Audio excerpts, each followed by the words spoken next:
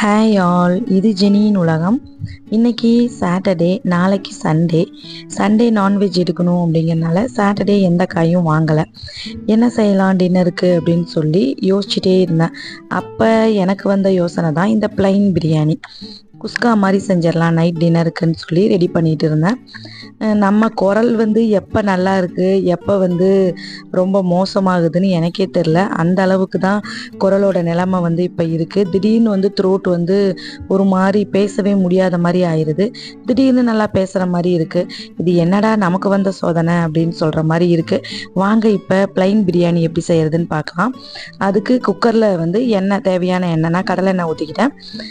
ஊற்றிட்டு சோம்பு, பட்டை, லவங்கம், பிரியாணிக்கு நம்ம என்னென்ன போடுவோமோ பிரிஞ்சி இலையிலேருந்து எல்லாத்தையும் போட்டு, பச்சை மிளகாய் ஒரு 4 போட்டு, வெங்காயம் போட்டு, வெங்காயம் நல்லா பொன் முருவலாக வர வரைக்கும், நல்லா ப்ரௌனிஷ் ஆகிற வரைக்கும் வெங்காயத்தை வணக்கி விட்டுட்டு, தக்காளி ஒரு 5-6 தக்காளி நான் நல்லாவே சேர்த்துக்கிட்டேன்.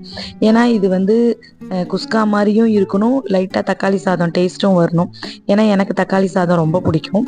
அதனால தான் இந்த மாதிரி செஞ்சேன். தக்காளி ஒரு 5-6 தக்காளி போட்டுட்டு, இஞ்சி பூண்டு பேஸ்ட்டு போட்டுட்டு, தயிர் போட்டுட்டு, பிரியாணி மசாலா அது தேவையான அளவு, நம்ம காரத்துக்கு தேவையான அளவு போட்டுட்டு, மஞ்சள் தூள் போட்டுட்டு, கொத்தமல்லி இலை, இன்றைக்கி புதினா போடல நான், ஏன்னா என்கிட்ட புதினா இல்லை.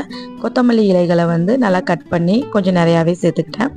3 டம்ளர் அரிசி, 3 கப்பு அரிசி நான் ஊற வச்சுருந்தேன். 3 கப்பு அரிசிக்கு 6 டம்ளர் தண்ணி பக்கத்தில் சூடு பண்ணி வச்சுருந்தேன். சுட வச்சு அப்படின்னா நல்லா கொதிக்க வச்சுருந்தேன். அதில் அந்த 6 டம்ளர் தண்ணியை அளந்து ஊற்றிட்டு, ஏற்கனவே வெங்காயம் வதங்கும் போது, தக்காளி வதங்கும் போது கொஞ்சம் உப்பு போட்டிருந்தேன்.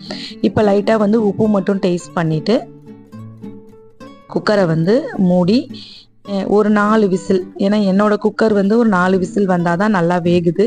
அதனால் ஒரு 4 விசில் விட்டு எடுத்துட்டோமா ரெடி ஆயிரும். விசில் அந்த குக்கரை மூடுறதுக்கு முன்னாடி நெய் ஒரு ஸ்பூனுக்கு அளவுக்கு நெய் ஊற்றிக்கிட்டேன். நெய் நம்மளோட இஷ்டம்தான். நெய் ஊற்றியாச்சு. ஒரு 4 விசில் விட்டு எடுத்துட்டேன்.